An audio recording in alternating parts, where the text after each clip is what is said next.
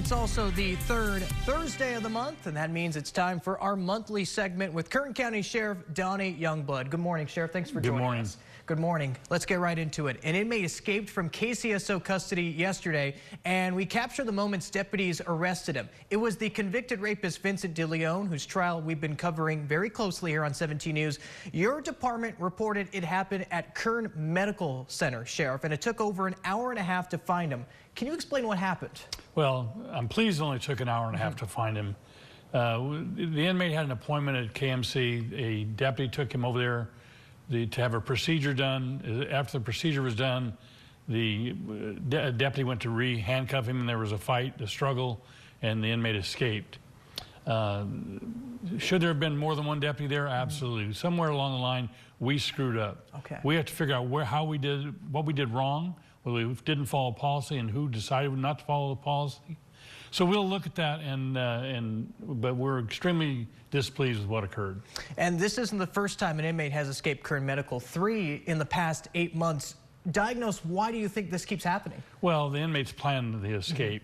And yesterday, what really was good, it was within minutes, we had 72 employees that locked that neighborhood down so that he couldn't get out of that neighborhood. So we have a plan for these things.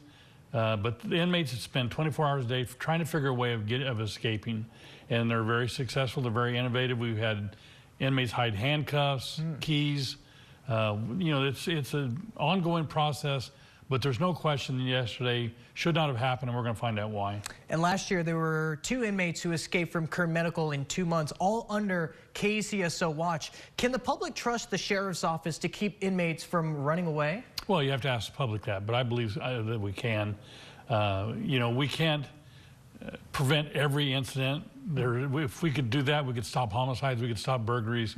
We're dealing with people that don't want to be in custody. They have 24/7 where they're trying to figure ways to get out. We take them to KMC.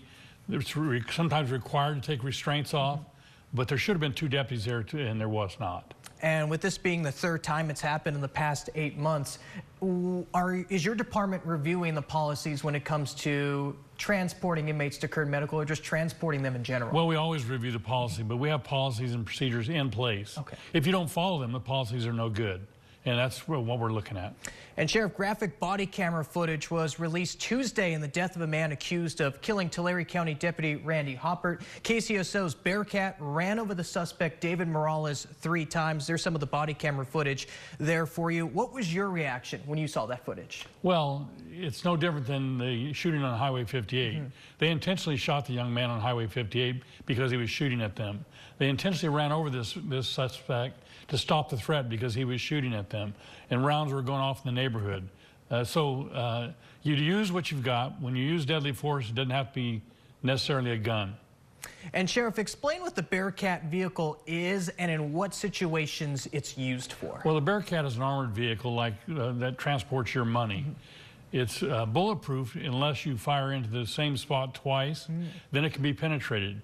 And so it's not perfect, but it's a armored vehicle that protects the officers from being shot. And your deputies had to travel up to Tulare County to help the Tulare County Sheriff's Department. Why do you think your KCSO deputies were necessary in apprehending the suspect and eventually running him over? Well, we have a rook, which is used, if you see in the videos, it was used in the beginning. Tulare County does not have a rook. There's only 7 of them in the state of California. We're fortunate enough to have it. It'll tear the house down.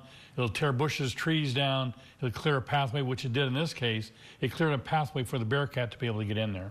All right, and body camera footage was also released after a dramatic shooting following a chase on Wheat Patch Highway. We have some of that for you. Let's take a look. Let me see your hands. Let me see your hands, bro. Shot fired. Game 3, shot fired. Giovanni Montoya Guzman shot at your deputies, who returned fire, eventually killing him. KCSO said the chase was ended after 12 minutes for safety reasons. What does that mean? Well, you'll see pursuits throughout the county that are called off. If the suspect, you have to weigh what the suspect did and the danger to the public. And the sergeant has to do that instantaneously with the information that he or she has at the time. And it's a decision that you either call it off or you risk the public's life. And we're very, very cautious with pursuits of things that if we know who the suspect is and it's not that much serious of a crime, we'll let them go and get them later. And something that came up, Homeland Security Investigations agent was on the scene. Do you know why? Yeah, he was with our gang unit. He riding along to learn what we do, an HSI agent. And in fact, he was one of the ones that was under fire as well. Okay, and the 2 shooting deputies remain on leave while the DA reviews the footage. What does that investigation entail? We do an administrative investigation and find out whether we think they were within the policy. If they were, which in this case we found that they were, we then submit every case to the district attorney for review.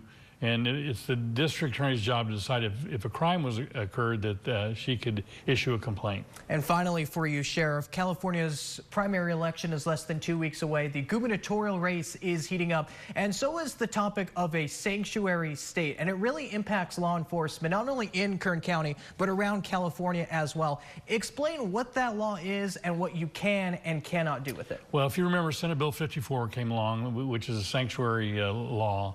And prior to that, ICE had an office in our jail. We handed off inmates to ICE, people that were in custody for committing crimes, and then they would go through the deportation process. Senate Bill 54 prohibited us from doing that.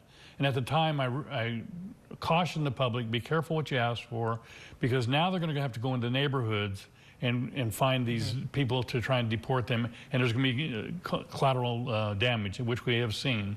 So we follow the law. ICE does not come in our jail. They're not in our jail. We do not contact ICE unless it's one of the crimes that's on the list. So we follow the law, whatever it is, sanctuary cities.